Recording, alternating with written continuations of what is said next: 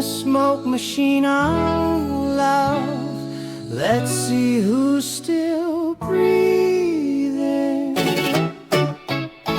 Tempest be spinning on the floor, neon drizzle dripping out the door.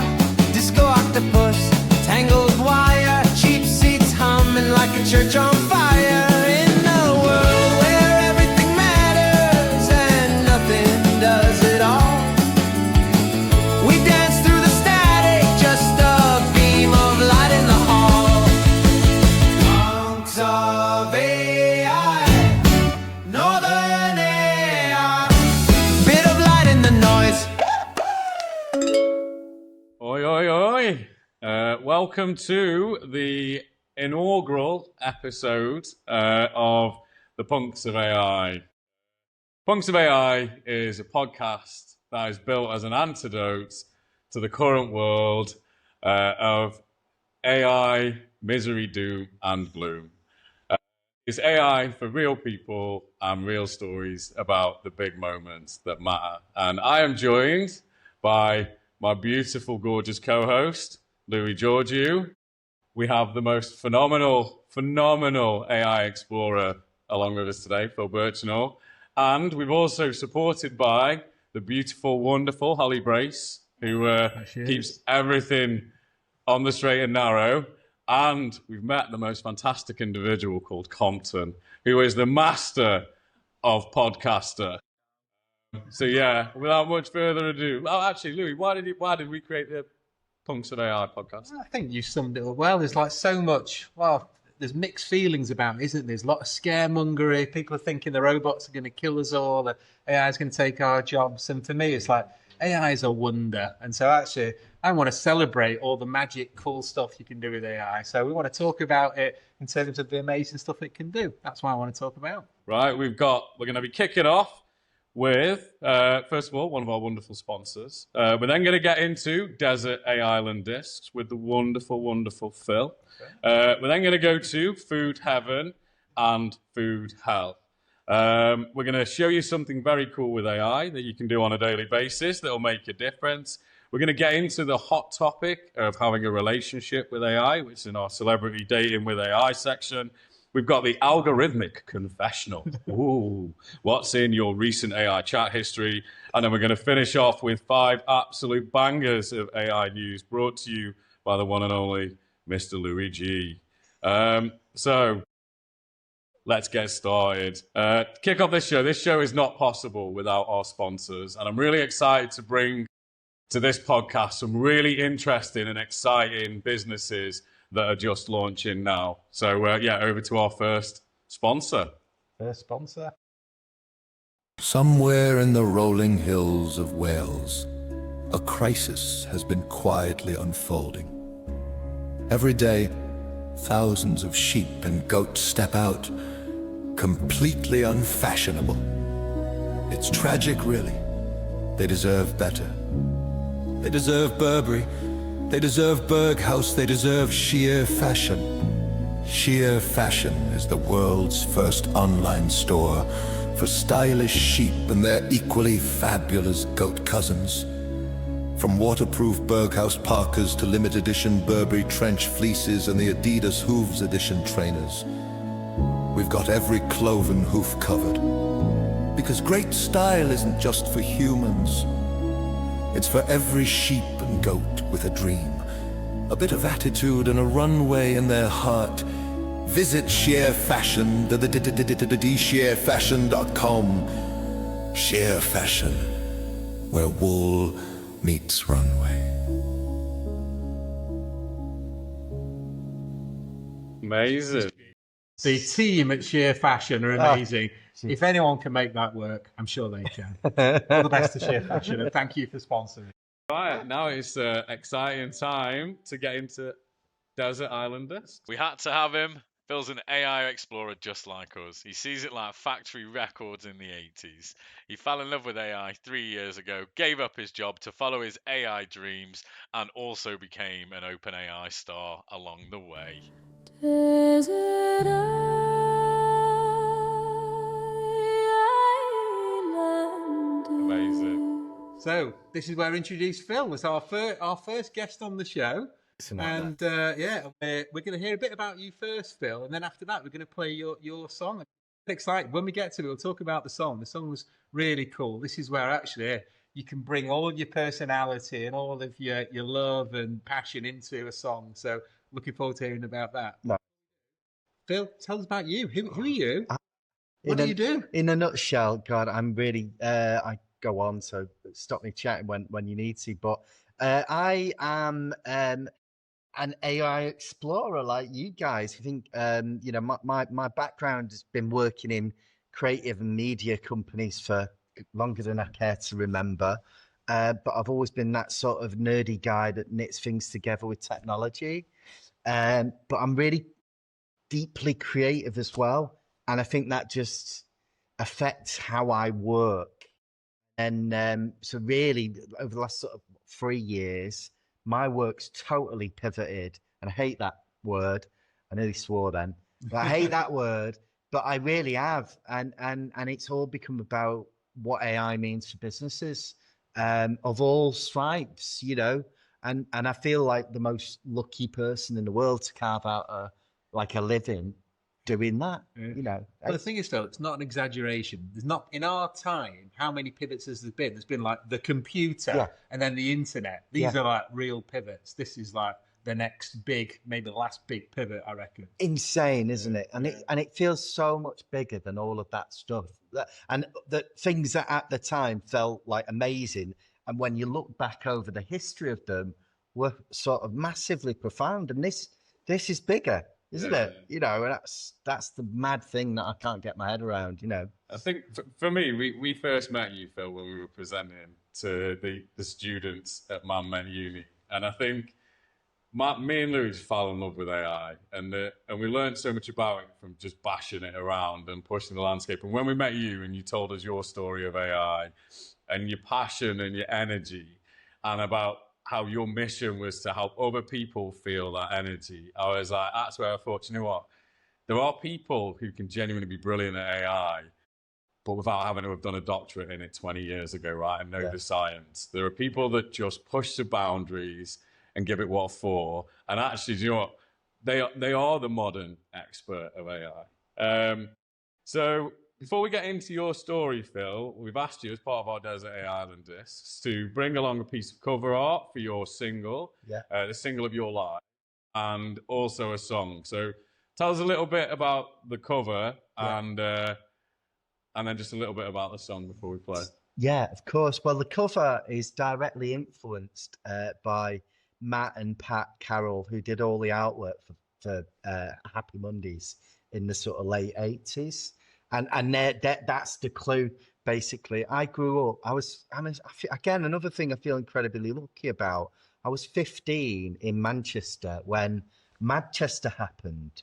And all of a sudden you had people like Sean Ryder, like a bloke from down the road, on top of the pops. And it was just, you know, you get on a bus from home and be in town. And it was just incredibly inspirational like that. The whole factory thing, which is inherently like punk, you know, we don't have to wait for record labels. We just get on and do it.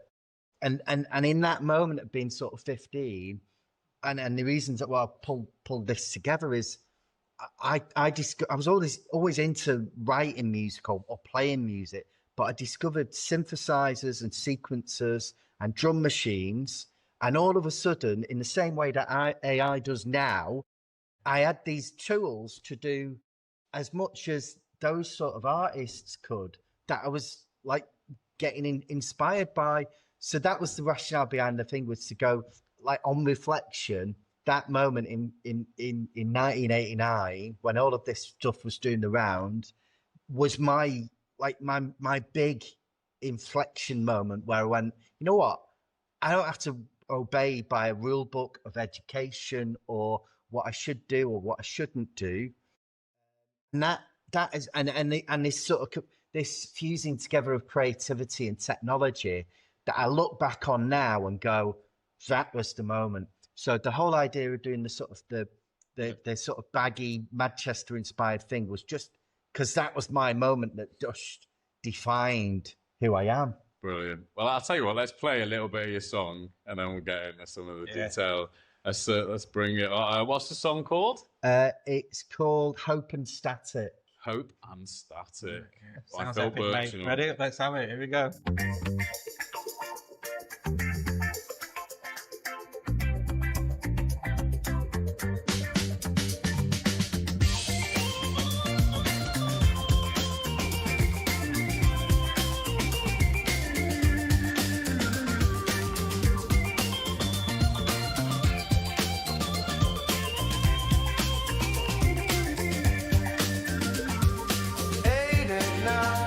The noise was near. Phone starts peeling. Night unclear. Concrete dreams. Those times were fine. I hope to God I fall in line. The lines get blurred. I don't mind. Heart and AI intertwine. If this machine can see through me, maybe that's how it's meant to be. The lines get blurred. I would have bought this. Yeah. Belting. Looking like the spiral carpet. I don't believe that. I think. Hey, fantastic. What I love about music is you can communicate a message with a feeling. Yeah. 100%. As soon as it come on, you're like, yeah, that Takes feels you like, to a that moment. feels right, doesn't it? Yeah, right, awesome. Awesome. I'm not ready to that yet. Amazing. I'm going to skip to the next segment. There's going to be a few of those moments. So yeah, what did the track actually say? What were some of the notes in there? Well, the lyrics were are all about like that awakening, you know, as a kid, you know, and how it sort of tracks through my career, really. And it was, you know, the sort of, you know, just starting out and tinkering with stuff, and all of a sudden realizing you could do stuff far greater than you could before. And the song sort of recognizes that. It's like, because that became like, yeah, my definition of who I am, really. Do you know what? I think that is the fundamental uniqueness, I guess, of using AI for creativity is instant gratification. Yeah. Because historically, you would either be lost because you didn't have enough money to pay for tutors, therefore, or you never had enough time, or you didn't have the skill to learn to play the instrument. Therefore, even if you wanted to express it, you couldn't physically do it. Whereas now you can. The other thing I'm starting to feel is a dopamine release. That feeling of having an idea and it being created straight away gives you a mad rush. We do it like 10 times a day. One of us will have done something. Usually Kenny's come up with a crazy idea. This happens quite frequently. But literally he'll show us, and it's just the rush of it. So exciting just to see almost instantly cool stuff that you've dreamt up and then you make real straight away. So, shifting, Phil, to when we first met you at Manchester University, you were harbouring a very dark secret. I was. That you were... We're not going to talk about that. which of the dark secrets are we talking about now? Ooh, he's an unsavoury chap, is Mr. Birchenall, don't you know? But yeah, you were harbouring a dark secret that you couldn't share. So tell us a little bit around what happened, or why you ended up having an intimate relationship with OpenAI. Yeah. Oh God. Yeah. So I've got a teenage daughter, and a couple of years ago she was 12. She was doing a SATs, which I think is a terrible thing to put kids through at that age, but there we go. And she was doing really well and everything, with the exception of maths. And a teacher sent her home with a note for me saying she's getting about 50% on her maths results. So I bought a revision guide off Amazon, sat on the kitchen table next day, good dad mode, and realised that the way I learned, I mean, being 15 in 1989 means that I learned maths in a very different way in the 80s. And even though I had the revision guide there, I just couldn't get my head around how maths is done now, because it wasn't compatible with what I'd learned way back when. This was literally within weeks of ChatGPT 4 coming out. I'd been mucking around with ChatGPT. Oh, ChatGPT 4. I know. Whoa, what a day.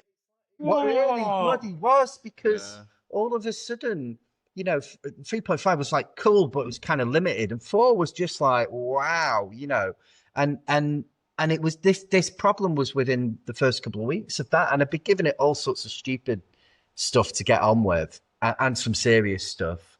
But this was the first thing, and I just went, I wonder if I could make a maths tutor, and I could train it on all the specifics of the areas of maths she was struggling with. Like say she's doing a SAT, she's 12, she's in the UK, she loves a laugh.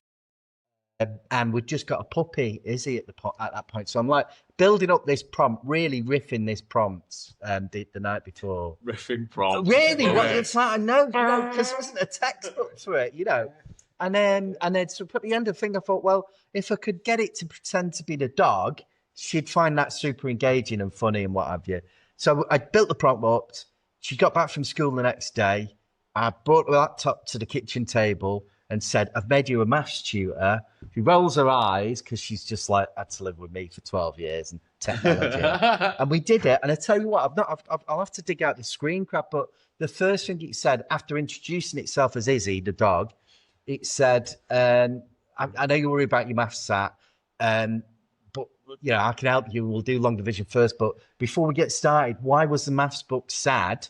And then it said it on the screen, because it was so full of problems. It was like I programmed it with dad jokes myself. But it done it itself, and we were like, bloody hell, and then it just goes into long division in the right kind of way with dog examples and all sorts of stuff. It's mind-blowing. And it's funny, isn't it? Because at the time when you were doing that, all the anxiety is about students cheating, using it as a way to hack stuff. But yeah, I was struck by the same as you, which is we have a really one-dimensional education system, and the truth of it is we're all absolutely unique. And I know from my own children, and they have very diverse learning needs, how hard they found it going through the system. But the opportunity of using AI as a catalyst and creating ways of teaching people that is adaptive, I found neurodivergent people love AI. Yeah.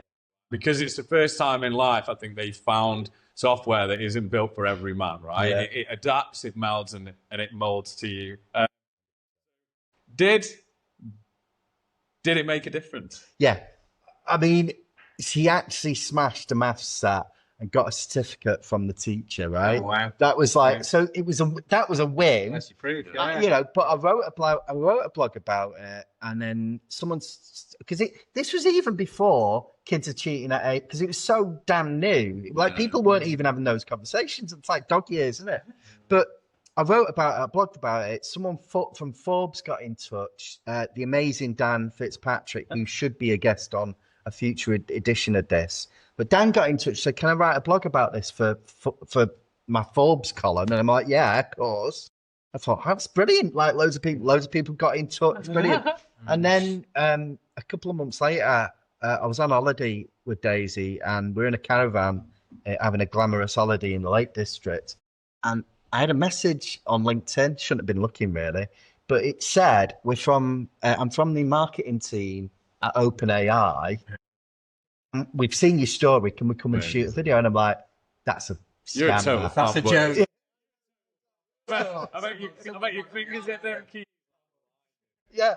Oh, well, yeah. I mean, it was kind of like once I'd peeled myself off the caravan ceiling. Yeah, and it was. So what did they do? Come out? Yeah, they sent a crew. Like we got into this like couple of months of planning, like with various sort of crew members across the states. You had a guy from an agency in New York, and OpenAI's creative team, and all the time, it was probably about 2 months in the planning. All the time, I'm thinking they're not going to send. Amazing. They're not going to do this. It's just like they'll tease me along, and then all of a sudden, it'll be like, "I know we've had a better case study." But yeah, sure as exactly says, they sent the crew. Whole family was involved? Me, Daisy, and the dog. Ooh, exciting. Shall we have a listen?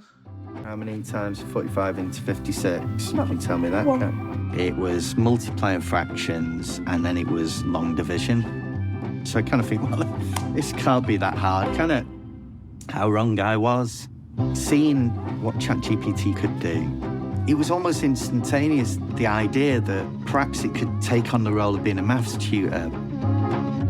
I've got a custom GPT set up on my GPTs here, and this is what you see when you load up Izzy. And as it says on screen, it's Daisy's personalised maths tutor, and it's got our Izzy looking like a very studious Cocker Spaniel. And it dives into an example, a task which is Izzy has 84 dog biscuits, and she wants to split them equally between 4 doggy friends. Rather than just a boring textbook revision guide, it kind of really brought it to life. And it made it feel like part of the family. I bet Daisy loved it. I mean, she's got to that point of being quite cool now. I can imagine I bet your daughter. Yeah, she is. She's a bit too cool, if you're listening, Daisy. But she's still not told a maths tutor or an IT teacher at a new school. It's like, I'd be like all over that. But no, she's not told. Amazing. What an absolute legend. What a legend. What good. I loved it. It just gave me such a buzz. So let's say we've got people listening now that have got children and they're trying to think, and then they're stuck in a similar situation as you. How, like, nice and simple, how easy it is for them to do this for their children? How would they go to their computer, open up ChatGPT, and just use it to help their kids? Exactly as I did it. And this is the magic. Articulate what you want. And people think it's super technical and you've got a code. People that don't use this, or we use it in the wrong way. And I literally, if you just did what I did, which is, riffed out specifically what I needed, and the fact that I wanted it to take the role, take the lead in the conversation and pretend to be dog and use dog jokes and that kind of thing. It was that simple. And I've seen other people replicate that, so yeah. We're going to get onto it later on. So the only final thing is, I suppose, you've worked with lots and lots of different people now at different stages of using AI in different businesses. Is there... What are some common themes that you've noticed? I guess one in terms of the barriers. So, like, what is stopping either a business or a person engaging with it? And then how have you, in your own special, beautiful, wonderful Northern way, found the key to unlock that? Yeah, I think a lot of ways. The biggest barrier I see is that it's not understood the power of the tool. People think it's either a posh version of Google or it's God, right?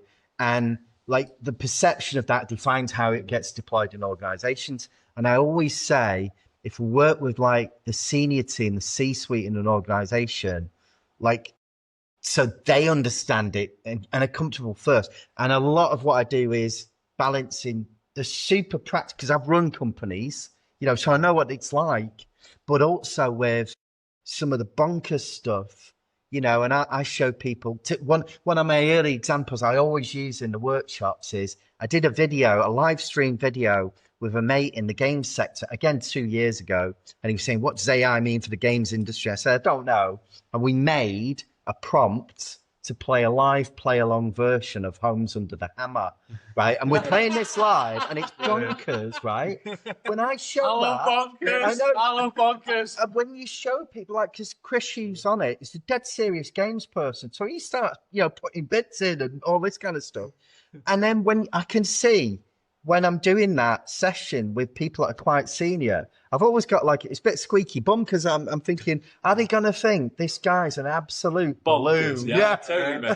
But once you've gone through that, because it changes the perception, because if you can do something that incredible, the next time you ask it to do a summary of a PDF, you should feel a bit embarrassed. Yeah, exactly.